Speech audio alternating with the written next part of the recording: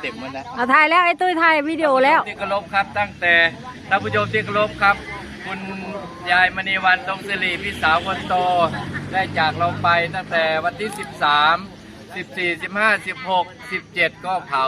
18ก็ตั้งกองบุญ19ตอนเช้านี่เช้าวันที่19แจกข้าวเจริญกามาทำพิธีเขาเรียกว่าตบผ้าทรายก็คือ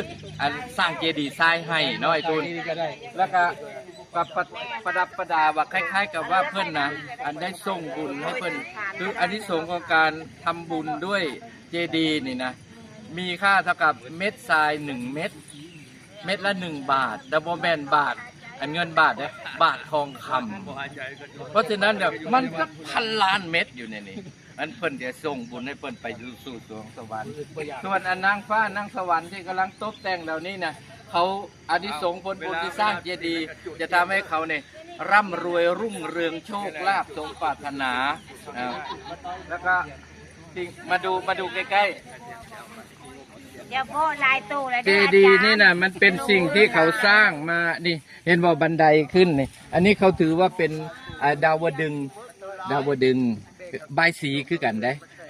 อยู่ยอดนี่ก็คือพระศิวะนะพระนารายณ์เทพผู้ใหญ่ว่าต่ออันนี้คือบันไดที่พระพุทธเจ้า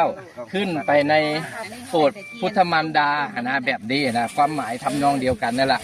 แล้วก็พอเขาตั้งขึ้นเสร็จแล้วนี่สิ่งเหล่านี้นี่ก็จะทำให้เขาเกิดเป็นสิริมงคลอูอะอิโอนโมพุทธายะขอให้ลูกหลานทุกคนที่มาในวันนี้และที่อยู่บ้านไม่ได้มาจงมีแต่ความเจริญเป็นหัวหน้าเขาเงินก็ได้100,000,000,000กันให้ได้ก้อนเขาปรารถนาอย่างจะให้ได้อันนั้นทุกประการเด้อโอ้นี้บ่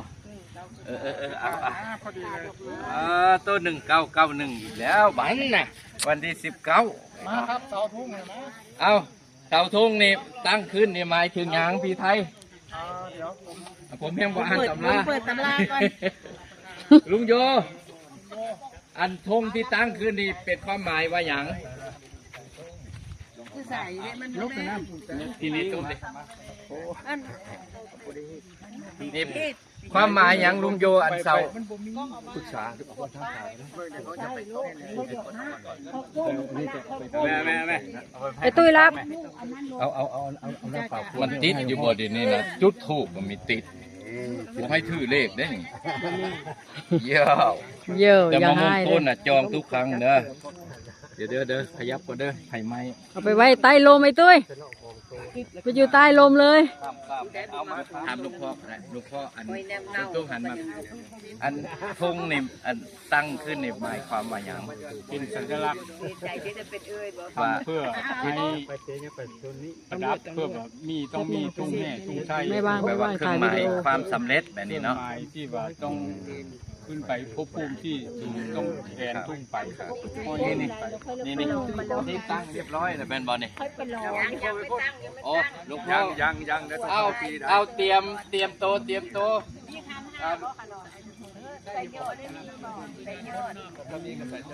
พอแล้วมันน้อยมาใกล้ๆก็ได้